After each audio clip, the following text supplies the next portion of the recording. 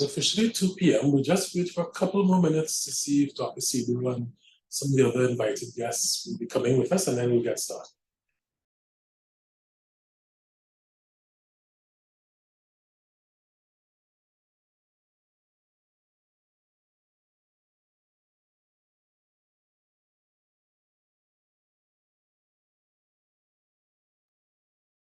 Welcome, Angelique. Thank you for joining us. Hi, good afternoon. Hi, good afternoon. Hope all is well where you are.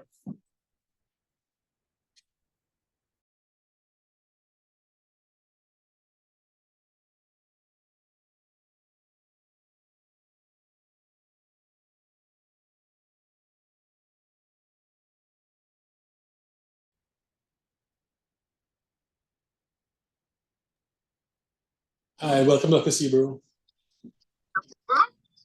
Hi. I haven't given any further update from you. No, I have no further update. Hi, Dr. Seabu. Good day. How are you? Everyone. Hello. Oh, Mr. Reed, hi, how are you? I'm fine. Good to be here for your meeting. Happy that you could join us. After such a long time. Yeah.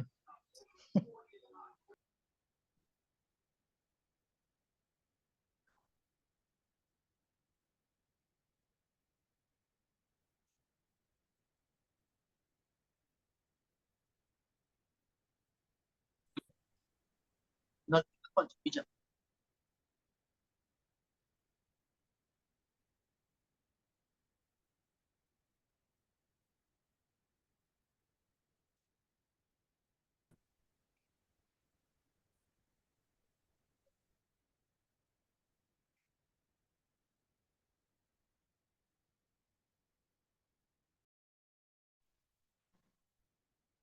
I think we'll wait just about 1 more minute, and then we'll get the session, this afternoon session going.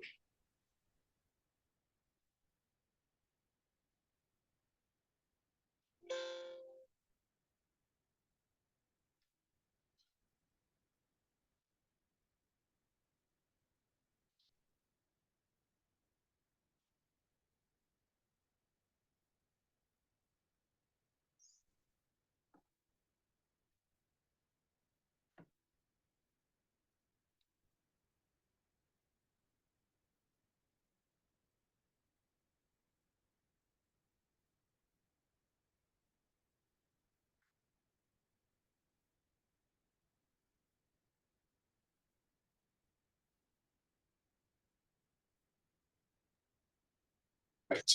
So I think we have a lovely attendance that we can start a very, I think, deep and rich conversation. So I think we'll get started just about now. So I just want to welcome everyone to this special episode instance of MRFTT ECHO. I am Dr. Gregory Boyce. For those of you who may not be so well acquainted with me, I am your facilitator this afternoon. Ably joined by my coordinator, Conrad Mitchell, who's in the background. And I want to extend a warm welcome and profound thanks to the Children's Authority of Trinidad and Tobago and to NCC and HACU, who would have raised the possibility of us having the privilege of hosting this session on fostering the HIV positive child. I would like to again welcome Ms. Anjali Tiwari. She is foster care team lead at the Children's Authority of Trinidad and Tobago, and Ms. Maria Peters, who is Children's Services Associate for Adoption. Thank you so much for joining us. And again, it's our great privilege to be able to host this tremendous session. So I guess, again, if for those of you who are willing or happy to do so, you can always turn on the camera so you can see. It does help with engagement. If you cannot speak where you are, when the time comes to ask questions, please feel free to enter any questions in the chat box and we will answer as best as we can. So I will turn over to the Children's Authority, Ms. Tiwari and Ms. Peter. The floor is yours. And again, thank you so much for giving us this privilege. Thank you very much for having us. We're really pleased to be part of this session today, and we're keen to, like you said, have this rich discussion about this topic with your members. I just want to confirm that everyone can see my screen.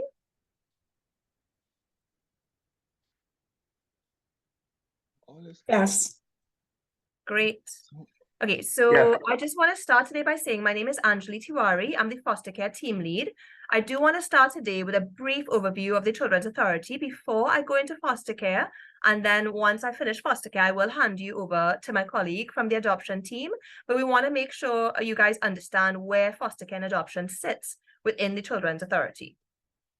So as many of you know, that the Children's Authority is actually mandated by legislation. So we were operationalized actually in 2015.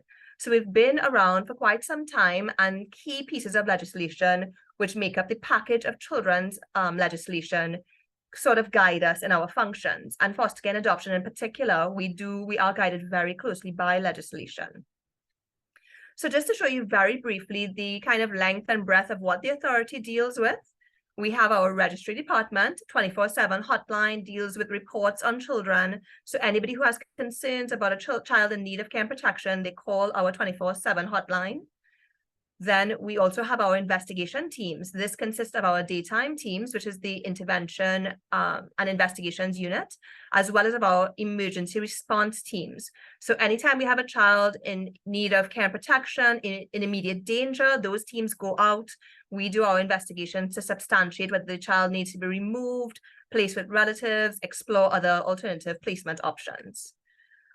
Once a child has come to the attention of the authority, they will be assessed by our assessment centers. We have various centers within the country, Mount Hope, Sandy Grande, South. We have in Chaguanas, we have also one in Tobago. There we have our doctors, our psychologists, and working alongside our social workers, they come up with a roadmap for our children. So children who come to our attention, we can be guided as to what their needs are and how best we meet those needs. One of those needs may be determining appropriate placement, and that's where foster care and adoption come in. So ultimately, and you'll see from our later slides, the Children's Authority, we do try to keep children with their families where possible, appropriate, and in the best interest of the child. But if a child has to be removed, we then look at family-like settings first, and that's where foster care comes in. After that, we do rely on the children's homes, and then ultimately, if permanent placement is an option, we can consider adoption. Because of that, foster care and adoption falls solely under the Children's Authority, so no one else in Trinidad and Tobago does that anymore. Also, we license the children's homes in Trinidad and Tobago, and additionally, we also support the youth justice system in Trinidad and Tobago. So we have quite a broad scope, but foster care and adoption do play a key role in this whole child protection system. The vision of the Children's Authority is to defend and support child rights and make child protection everybody's business. The mission of the authority is to promote the best interests of children through advocacy, prevention, intervention, and collaborative strategies based on multidisciplinary approaches.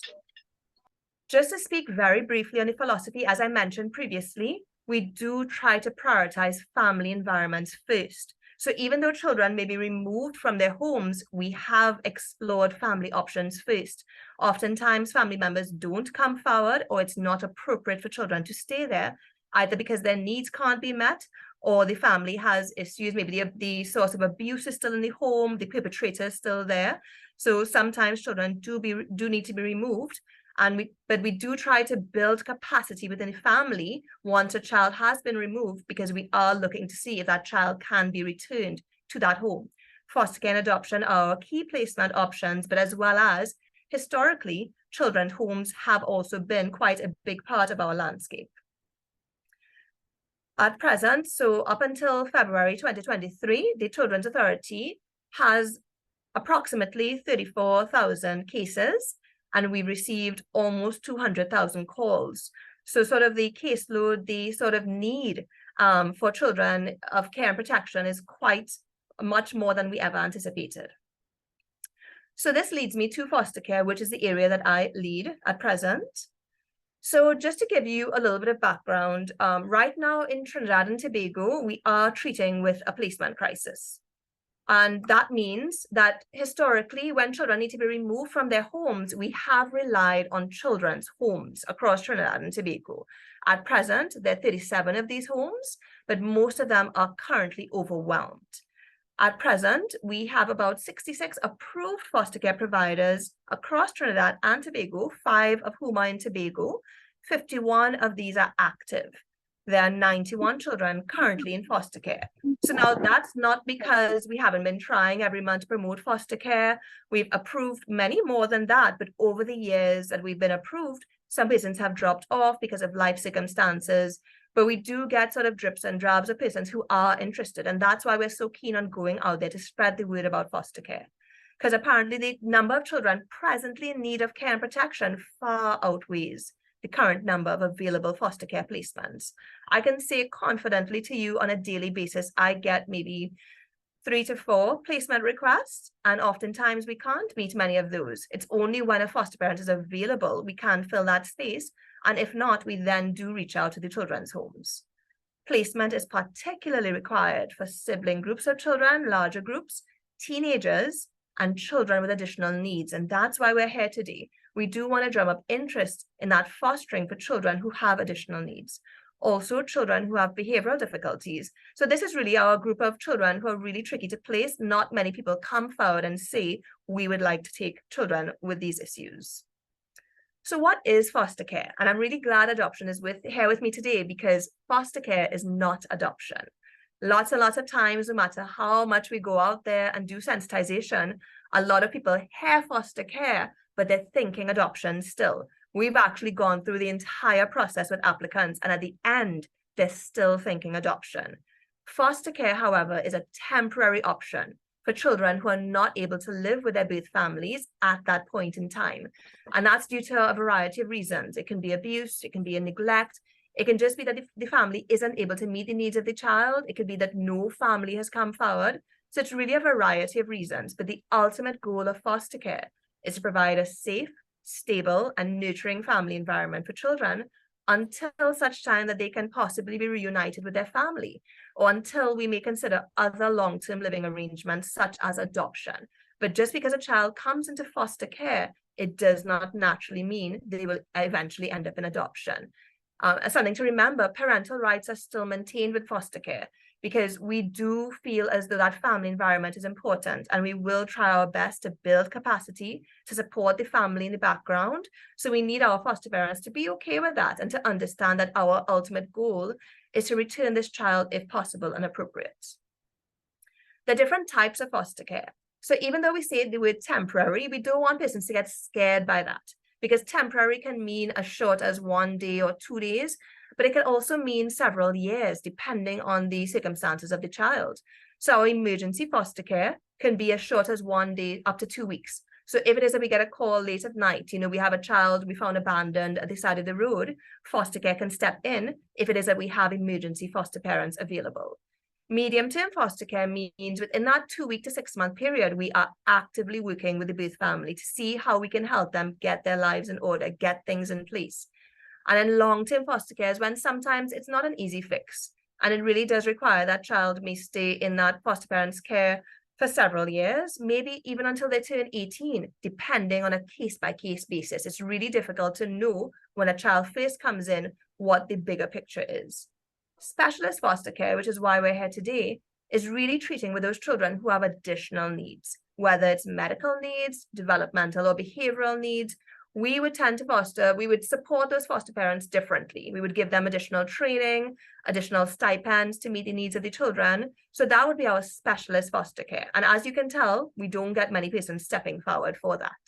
As well as respite foster care. So that's when, if a foster parent needs a break, if they're going on vacation, if they have a medical issue to deal with, that child can go with another foster parent for a brief period. So some facts about foster care. Foster children come in all ages and sizes, from newborn babies to toddlers to teenagers. Single, married, cohabitating, and older individuals can become foster parents. There's no age limit, there's no gender limit.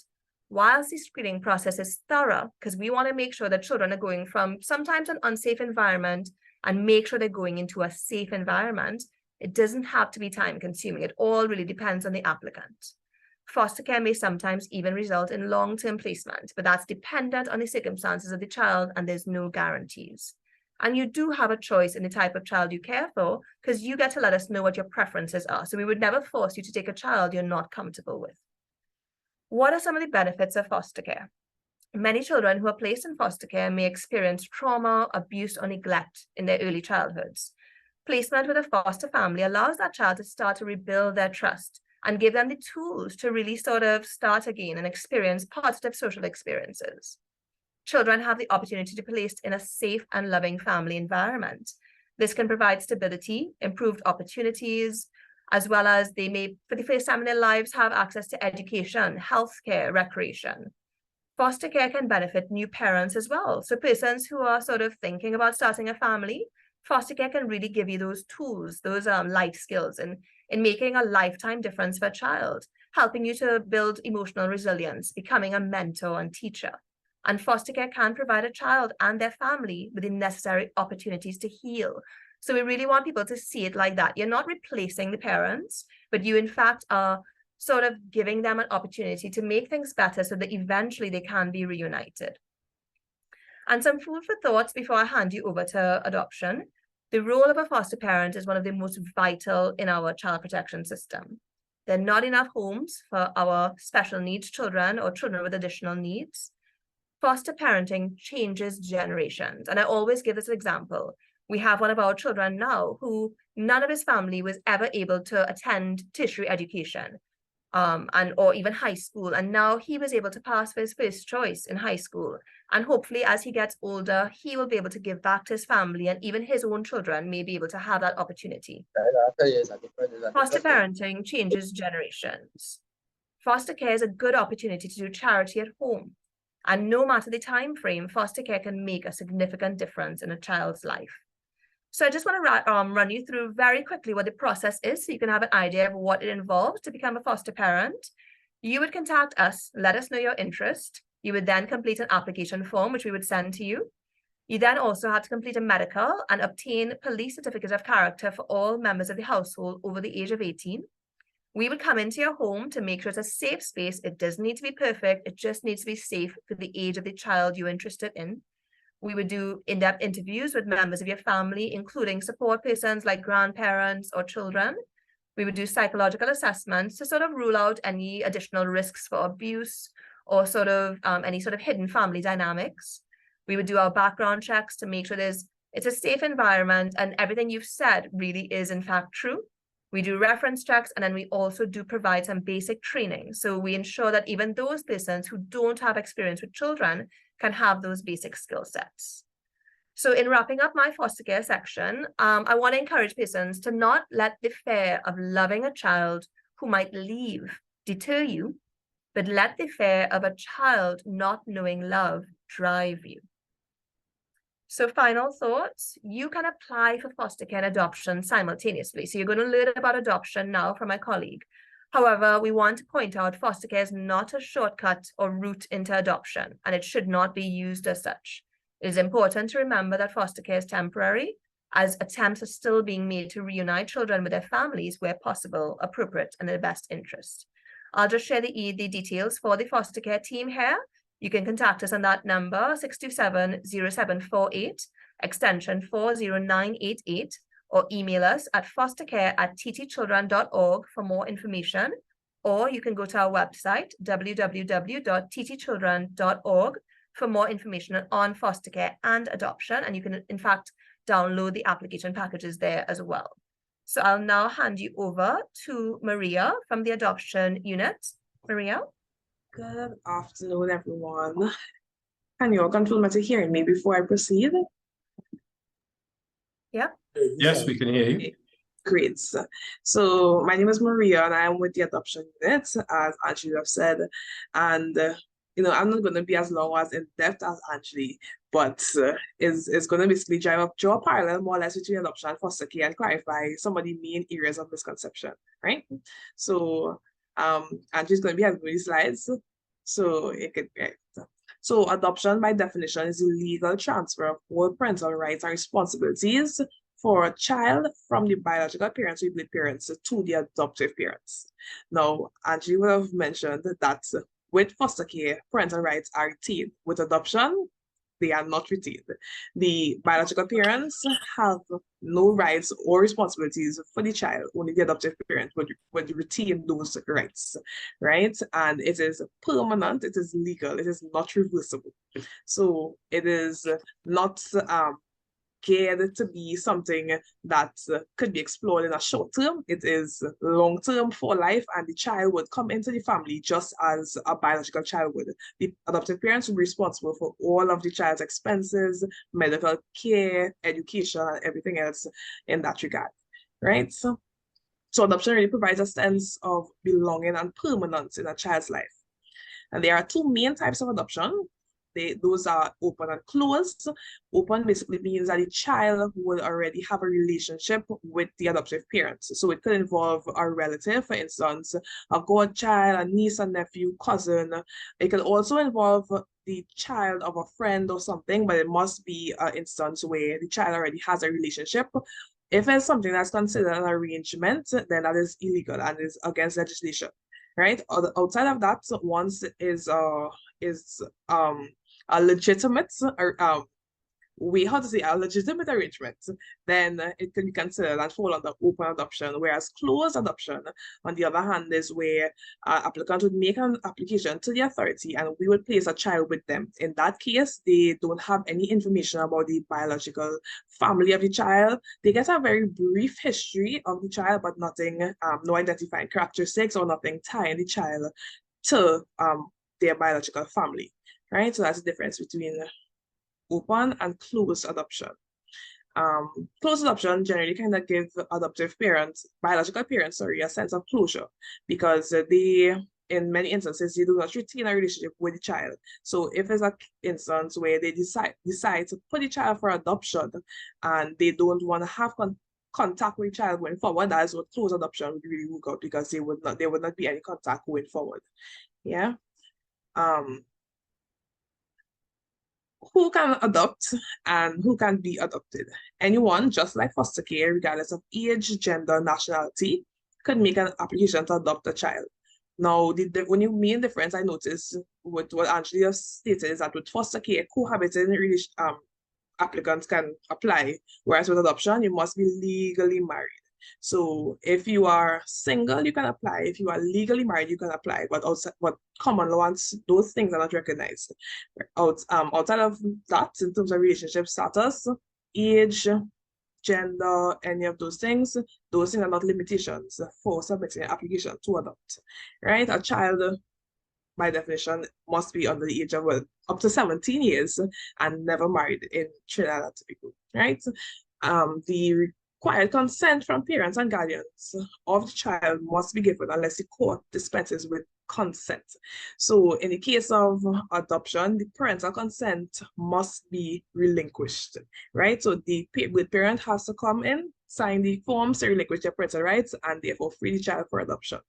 Now, if that is not done, then there are grounds within the legislation that the court could use to dispense with parental consent, but that is outside the purview of the authority. The court holds the right to dispense with parental consent if they find sufficient grounds to do so.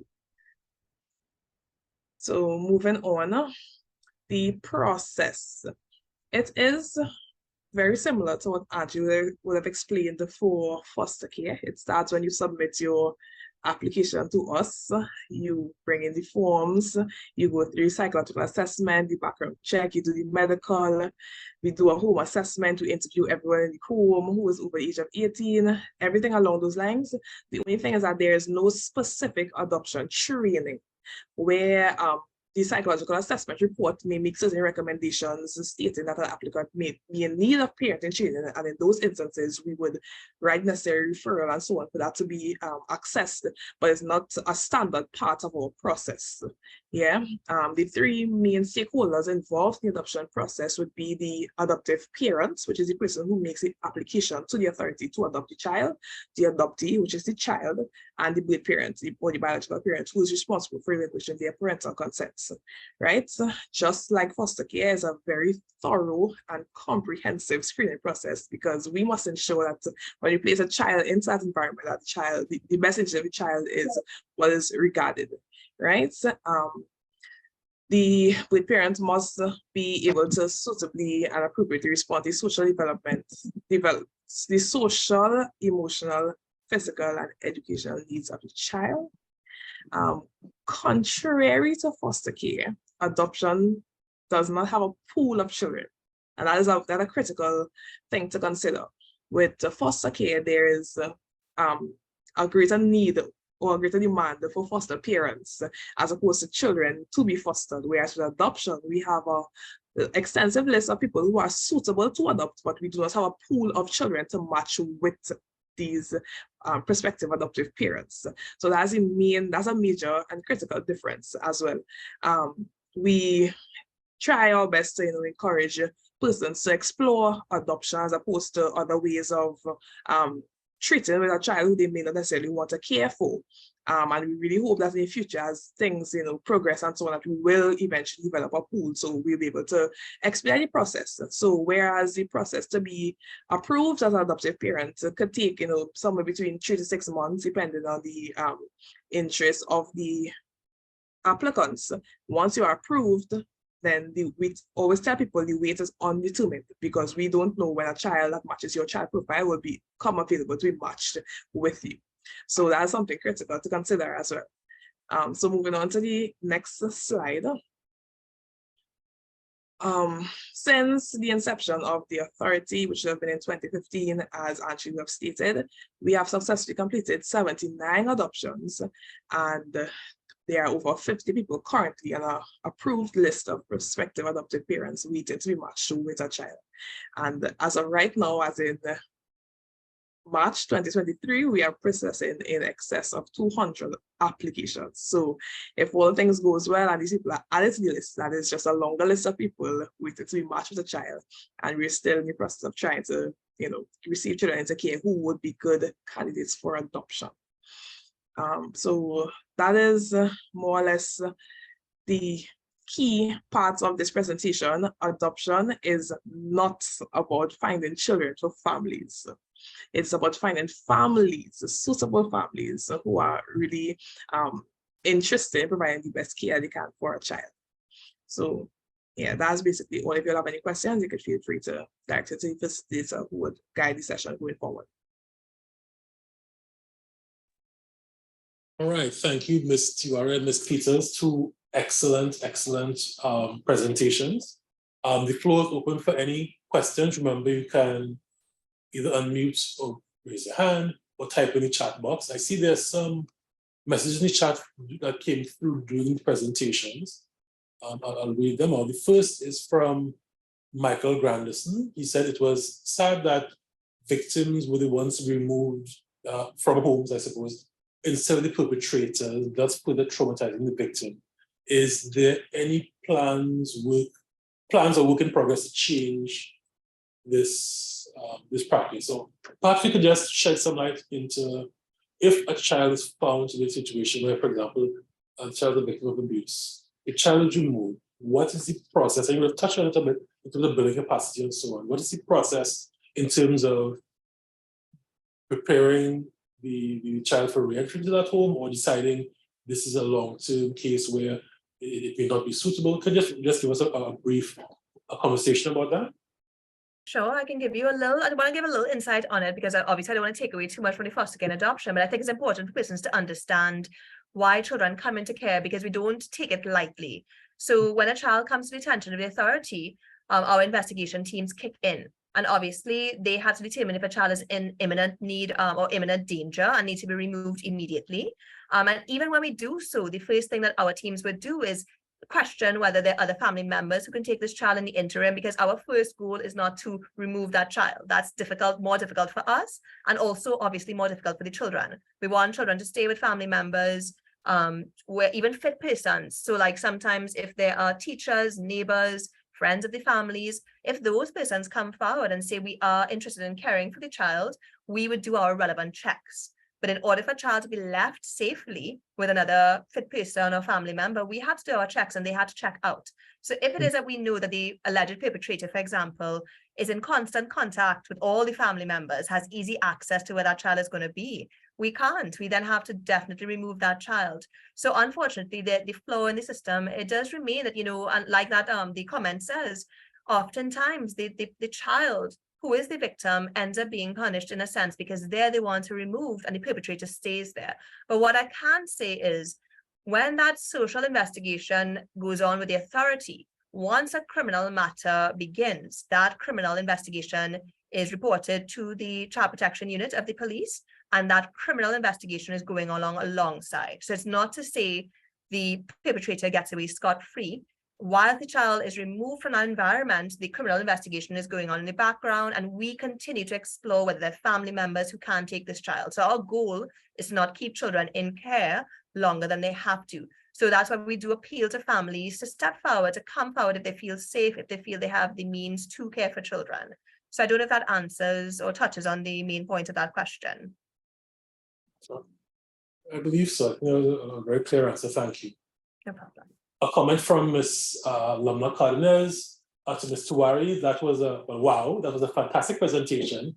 It was clear, informative, and comprehensive. Thank you so much. It could have been overwhelming, but it wasn't. I just really feel well informed and moved. The placement ratio to children in need is staggering. And now a question from Ms. Lamna Cardenas. So Ms. Peters, I needed to clarify, did you say you can be single and married to adopt, but common law relationship is not recognized? Is it common law would count as single, or is this some other reason? That's if I heard correctly. So to Ms. Peters. Okay, so that is correct. The common law relationship that you recognize in the sense that, as she stated, would be considered a single application. And one thing I didn't mention, I could think would shed light on this as well, is that because adoption is legal, when the adoption is finalized and the court grants the adoption order, the child's original birth certificate is sealed, and the child would therefore be granted a new adoption certificate listing their surname as the surname of the applicants. And in the case of common law unions, in most instances, it's different surnames because there's not legal the two parties are not legally married. While whoever is the partner who is not the applicant, they still have to be involved in the process. They still have to do the psychological assessment, the certificate of character, they have to do the interviews, all of those things. It's just when it comes down to the legal part of it, only the applicant's name would be reflected on the child's adoption certificate, and only that person will be listed as a parent of the child. So just thanks for that clarification. Just to add a second question, to go down a little deeper into that question. So if, for example, there's a cohabitating couple, perhaps they've been long-term together but not married, and one or both of them is interested, let's say both of them are interested in adoption, is it that it is not possible, or would it have to be undertaken as a single adoptee? The latter is correct. So one person will have to be the applicant, the other person will still be involved in the process, but only one person would be the applicant. And the child, whoever named the child takes, the surname that the child takes would stand. And that would, even if they are married and name change, the child's surname, the surname of the child for the main applicant is what would stand regardless. Thank you so much for that clarification. You're welcome. Question from Sarah Sylvester. Is consideration given to persons of the LGBT population with regards to adoption or fostering of children? So with regards to that question, so I will answer on behalf of foster care as well, and hopefully Maria will answer on adoption. So what I can say is when we are looking for applicants for foster care and assessing them, what we are doing is we're assessing our applicants with regards to their ability to provide a loving home, safety and protection for the children placed in their care. We have all types of children coming into foster care, all types of children in need of care and protection. And so it goes without saying that we will have all different types of persons applying to be applicants. So we want to stress on the fact that we're looking at safe homes. So if it is that when we assess somebody, there's no red flags with regards to their lifestyle, with regards to safety, with regards to their ability to meet the needs of the child, that is what our focus would be. But I will flag, though, I do know with regards to the laws of Trinidad and Tobago, it's something that we do flag. So say with LGBTQ couples, if it is that they're married, I know this would more apply to adoption, but if they're married, because in Trinidad and Tobago, I'm not too sure, I don't believe that marriage is recognized in Trinidad. I think it would have to be considered as single applicants. So Maria, I don't know if you could give feedback on that. Yes, I totally agree with everything that Angela stated in terms of when we assess not sexual orientation is not one of the key factors that we consider. We consider the applicant's ability to provide a safe, loving home and family environment for that child. So we have no discrimination in terms of sexual orientation in that way. But as actually stated, because LGBTQ marriages are not recognized in Trinidad, it's not something that we would be able to process. I do want to piggyback on that question. I'm answering something that's not in the question, but I think is relevant.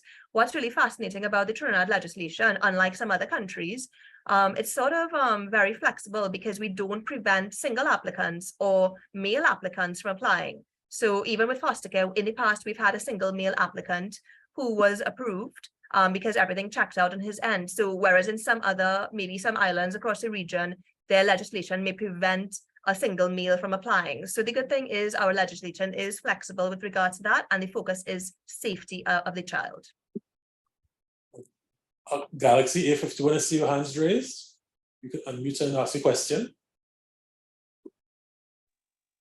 Hi, good afternoon, everyone. Just a question on two things that was said before. In reference to the case of where you say it would be most appropriate to replace a child with their biological parents, and is what you're speaking about in reference to the adoption process, is it set in law? Because you spoke about common law relationship not possibly being able to adopt a child. Or why I'm asking, I know personally of a case that was heard in the court and the couple were granted custody of the child. So are these things set in law? And if they are set in law, would you be able to furnish us with some document that shows where it says that?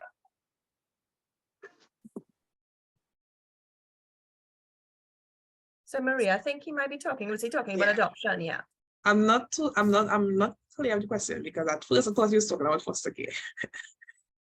Can you just clarify the points of the question, the specific thing that you would like answered? All right. You said before that in reference to foster care, adoption, whatever it may be, that common law is not really looked upon as something as being stable. Okay. Right? But I know personally of a case that was heard in court and the people were granted custody of the child. There was no name change for the child, nothing at all. They granted custody of the child. So is there something set in law, written in law, that you can produce that we could show, that we could see what it is going on? The other part of it is that I think a statement was made earlier on where sometimes the best thing to do is return the child to the biological parents. And I'm wondering, what are the successes with doing that? And is that really the best option if a child was taken away from the home or parents abandon the child? Would that be the best practice? Maria, can I answer the second part first, and then I'll hand over to the first part? So just to clarify, sir, the statement made was we would return children to their birth families, so not necessarily the parents, birth families, where appropriate, possible, and in the best interest of the child. So when we do our investigations, if the children's parents are perpetrators or abuse was happening and no sort of intervention has been placed, we would not automatically place a child back with their families. So investigations would take place before a child is returned, and even after a child has been returned to their families, that would be through court order.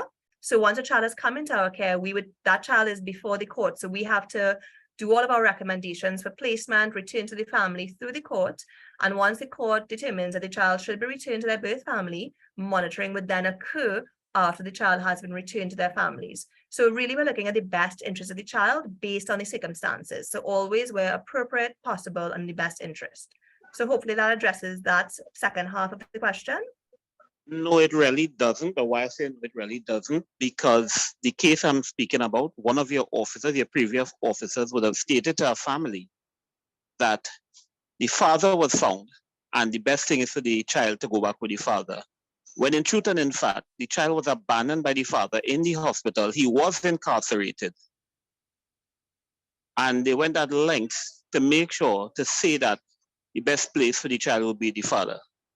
They did no form of investigation because at the end of the day, the father's lifestyle was in question. And at that point in time, I'm not sure if things have changed, but that is what the officer had told the family. And it's strange that it would pop back up again, because all too many times when you see children are separate from family and homes and stuff like that, there is an incident within the home. But it's strange to hear you say, in the interest of the child, that they would be able to go back in that home. So I'm not too sure, like I said, I'm not too sure of the case that you're referring to, but I do the general practice of the authority is that our investigations would take place. And once the child is before the court, and as part of our investigations, where appropriate in the best interest and possible, we would explore family reintegration. So I'm not too sure of those specific details, but I can speak to the general process of the authority. So hopefully Maria can speak to the first part of your question.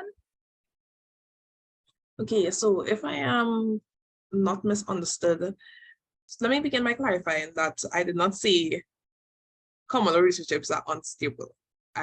Because of the legislative parameters of adoption, common law relationships are not recognized. Single applicants are welcome and legally married couples are welcome as well. So just to clarify that, in terms of the adoption itself, and as it relates to returning child to the care of the birth parents, that is not possible with adoption. That's only possible with foster care, because with adoption, the birth parents would relinquish their parental rights, and in some instances, they have no contact with child whatsoever. The first part of the question, you would have been touching on, oh, I'm losing my chain of thoughts. The first part of the question, Angie, can you remind me? You're muted.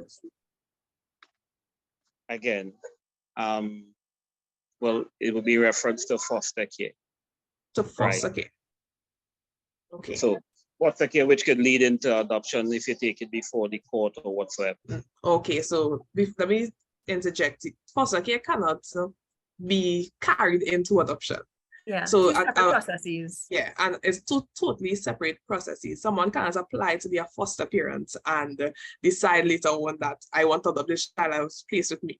It's not something that is recognized. It's not something that's practiced. It's not something that can be done within the authority. If you can apply simultaneously to be a foster parent and to adopt, but there is no guarantee a child that may be placed with you to foster is the child that will be placed with you in the adoption circumstance, right? So okay, we can clarify as we go forward. So I suppose that should help you with understanding the rest of the question. Is that helpful? Understandable so far, but part of the question also deals with where is it written in law, and if it's written in law, could you furnish us with the evidence of that document where we could read it for ourselves? Well, I could direct you to the Adoption of Children's Act, which is chapter 46.3 of the Trinidad legislation. You could find it online and you could peruse it in your own time. And there's everything. There is not just the specifics of the process and certain who can adopt and so on. It also speaks about the grounds for dispensing with parental consent and goes a lot deeper into the process itself and different parts of the process. So I suppose that might help you if you review all of that together, will give you a more clear and cohesive understanding of the process itself. And I believe that legislation is available on the Children's Authority website, and that would be www.ttchildren.org. Thank you, kindly.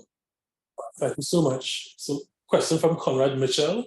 As we hone in and focus on children living with HIV, are there many persons open to adopting children living with HIV, and how can we work to increase this number? So I think this is a question both to the Children's Authority and some of the broader members of the community who are here with us.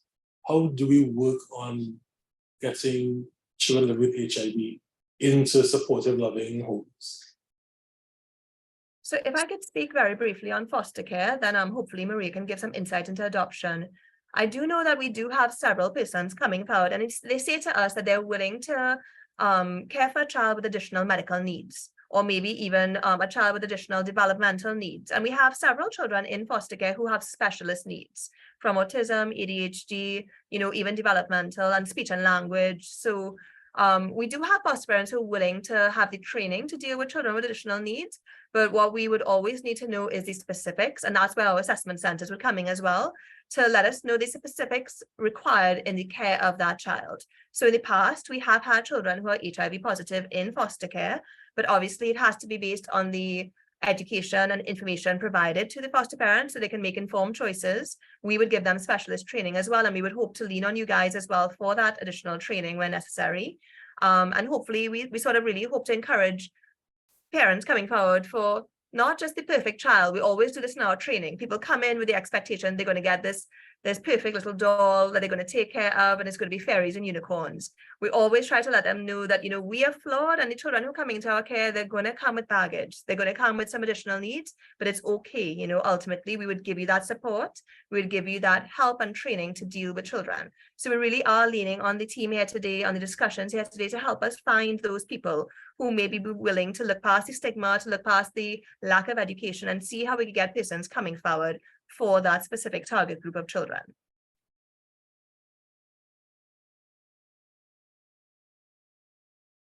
I would just second everything that Angie have stated. I can say within my experience that we have had a child who was HIV positive to be placed for adoption. I might be wrong because they had time before me, but I'm not certain if it happened within the time that we have been operational.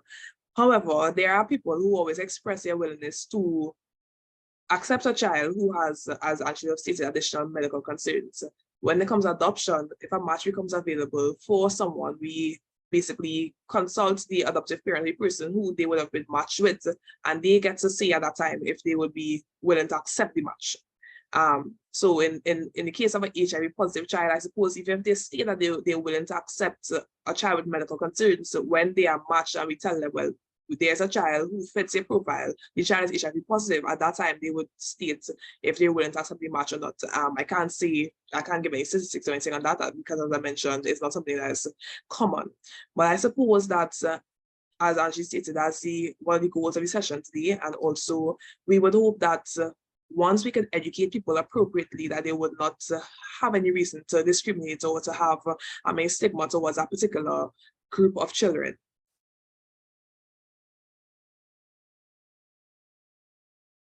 There's so many questions that we're running out of time, so maybe I'll ask one or two more questions, and then we'll turn over to Dr. Seabrook. So Michael Granson asks, so one would think that adoption has a two-way flow for one, safe home for children, and two, families who cannot have biological children and would like to adopt. Is it in Trinidad that the adoption process, quote unquote, is children focused, and does Trinidad have the instrument to facilitate families seeking to adopt to fulfill the desire to have a child? I know we have spoken to the fact that there's not a waiting pool of children, but how does the system facilitate parents who would like to adopt? How do we facilitate those needs? There really is no difference when it comes to applications. When someone submits the application and they come in for the initial interview, we ask them, their reason for having interest in the adoption process and so on. In many instances, it's because they are unable to have biological children or stuff like that. Some of them really say that they just want to help a child who because they're in a position to care for a child and provide a safe and comfortable family environment, and that is their reason for applying. But we do not treat with any of those situations differently. It's the same process. When it comes to placement of a child, remember, that's not our focus per se, or something that we are able to address directly in adoption. So it's not that we have a child who is in need of a safe environment and we would say, well, okay, we could consider them for adoption. That the child with adoption is, because it's such a legal process, there's a pre-process to a child being placed for adoption. The child has to go to court, well, not the child, but the case has to go to court to be freed by the court for the child to be adopted, and then the child could be placed for adoption. So in those instances, it's not necessarily that it's a two-way flow. when someone applies to adopt, they apply for whatever reason they have. Once they are approved and they're on the list, when a child becomes available and freed by the court to be matched with them, then they are placed. And if I can just piggyback on what Maria was saying, it's just, I think the public needs to understand, because we always hear about all these children in need of and care protection, the children's homes being overcrowded. You know, we're seeing all the headlines. It's really important to sort of point out the court does not take ending parental sort of bond with that child lightly. So they really give a huge chance to those families to sort of really determine whether they want to give up consent for a child. And that's the reason why there's so few children available for adoption. The court, ultimately, we could recommend, the authority, we could recommend a child go up to be freed for adoption, but the court may not agree with our recommendation because they feel this child and parent should have a better chance, or they may not want to sever that immediately. So that's one thing to flag. It really is out of our control. We can make our recommendations, we could do the exhaustive work involved, but ultimately it is down to the court to determine whether that child is freed for adoption and available. And hence the reason why there's so many more children available for foster care, because I believe the court is trying to give those families a chance. We really don't want to sort of make that decision and then 10 years down the line, change our minds or regret it. You know, we want to give those children and families a fair chance.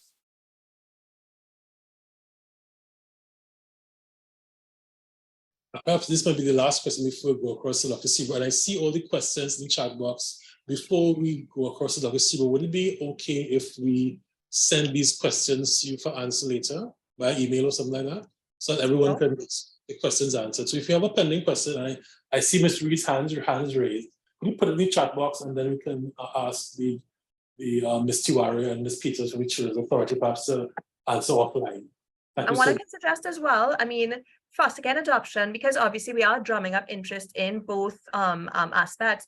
We would encourage anybody here, if you would like us to come and do a sensitization and talk a bit more about this, we're more than happy to do so, because the whole point is we're trying in Trinidad and Tobago to move away from institutions. Whilst the children's homes have done an excellent job or tried as best they can under the limited circumstances, for centuries, we are moving towards family environments, whether that's foster care, adoption, fit persons, kinship foster care. So we really are moving away from institutions. If anybody wants us to come and chat a bit more about it, that's not a problem at all. And from Dr. Edwards, if foster parents fall in love with the child and then the parents, the biological parents, want the child back, but the child wants to stay with the foster parents, what happens there? So essentially, part of the question was, is there a limit to parental right, or is that absolute once there's no safety signal? That's a brilliant question, and it's a question that's at the tip of everybody's tongue when it comes to foster care. What if the foster child falls in love with the foster parents and doesn't want to go home? And I really don't want to be the one to deliver this news, but no matter what, mommy and daddy will always be mommy and daddy. No matter how great the bond is with the foster parents, I don't think there's a circumstance I can recall when we've had an opportunity to reintegrate with birth families that a foster child did not want to return to their birth families. Ultimately, I think if you're getting into foster care for the right reasons, we try to educate you and give you that training that just because you love a child, it doesn't mean that saying goodbye is the end of, you know, that child now has an opportunity to know their family, to have those bonds, you know, sort of propagated. So it really is, you're part of the system, but it's a big part of foster care is letting go. And sure, you can love and they will love you, but ultimately children always want to return to their families, want it safe. And once we've done that sort of, you know, fostering of that bonding between the family members. So we really, we do that. And even though saying goodbye is tough and it is part of the process, we provide that support to the child and the foster parent. But I would say 99% of the times it has been that the child has willingly gone over back to their families. Thank you so much. So I'd like to turn over the floor to Dr. Sibo, but before I do again, Ms. Tiwari and Ms. Peters, thank you so much. Round of applause for brilliant presentations on a wonderful, engaging, and very insightful question and answer session. I'd now like to turn over to Dr. Sibo, who's Technical Director of NACC, to guide the concluding part of today's session. Dr. Sibo. Hi, good afternoon, everyone. In my office. Hi, afternoon, everyone. I want to first start by thanking the Children's Authority, the foster unit, as well as the adoption unit for being able to support this presentation, as well as all the members who have shown up for the meeting. So as it relates to young children living with HIV, I want to acknowledge that we are at a point where we are in the HIV response with respect to supporting amount of for children about action and childcare and support. So this is an important, this meeting this afternoon is an important step from the perspective of the HIV response. We have had tremendous success in terms of the mother-to-child transmission program, seeing less and less children presenting to the Sarah Ross Children's Home. And so how do we maintain and support a home with maybe 1 or 2 or 3 or 4 children? So now that we have to begin to move to transition to see how we can support something that looks a lot different. As well as we do have young children who are seeing challenges, a lot of things that they need support to go through. And so this is one mechanism by which we can support those children in terms of their transition to successful life going forward. So coming to the matter at hand, if we were to specifically look at, for example, what's happening at the end of the month with respect to the proclamation of the law, where all children's homes need to be licensed, we have this scenario where we have, in our response, the Sarah Ross Children's Home that has been supporting our children for a long time. And we have a very small cohort there. And we know from the news reports that the home is at this time not quite ready, where the NAC is supporting and working with that home to be able to get the home ready. But we may not be able to get everything done by the 25th or the end of the month, which is the required time. And so there may be that need for us to foster or support kinship care for a small group of persons to be able to kind of get us to be able to support the home in terms of accreditation. So this is one here. And so for persons who have all of what it needs or some of what it needs from what you would have heard this afternoon, who would be interested, I think it'd be important to reach out to the relevant support.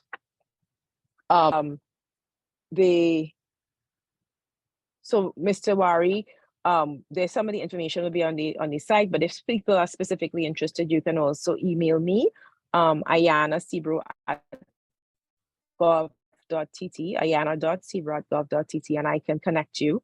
At this point in time, we do have, I think, about 5 children who have to transition, and from us, I think as small as 2. But we also do have older persons who are over the age of 18, and this is a different piece now. We have some young people over the age of 18, 4 of them that we have to transition, and we are also acknowledged that within our HIV positive young people, we also have the issue of disability that is there, and so we have some young people who might be disabled and need additional support. Even if, for example, if we transition some of them to independent living at age of 18, I think we may need to form clusters of support around those young people to help them with their day-to-day living, so that they can know, or they can have somebody to check in on in terms of how they may do particular things. But certainly we're looking to see what can happen for those that are over the age of 18 who are not yet ready to transition, because we do have concerns that if we transition young people before they're ready, we will run into some challenges. So I'll stop here and if anybody has any additional questions. Dr. Seabury, if I could just say as well, because obviously I know we're working with a tight deadline, and I wish, I know we can't go back in time, but we are here today where we're sort of seeking applicants for foster care. Whilst we may not be able to meet that deadline, if it is that you are interested in caring for one of the children in Cyril Ross, we can fast track your application possibly. I'm not too sure if we might be able to make it in time, but at least we've started the process. We can actually sort of get things going from there. So if it is that persons are interested in caring for a child who is HIV positive, please feel free to identify that to us when you contact us, and then we can actually start to see if we can fast track if necessary. But even if you're not interested specifically now, we can at least start the process and at least know that we do have on our cohort persons who are interested and able to care for a child who's HIV positive.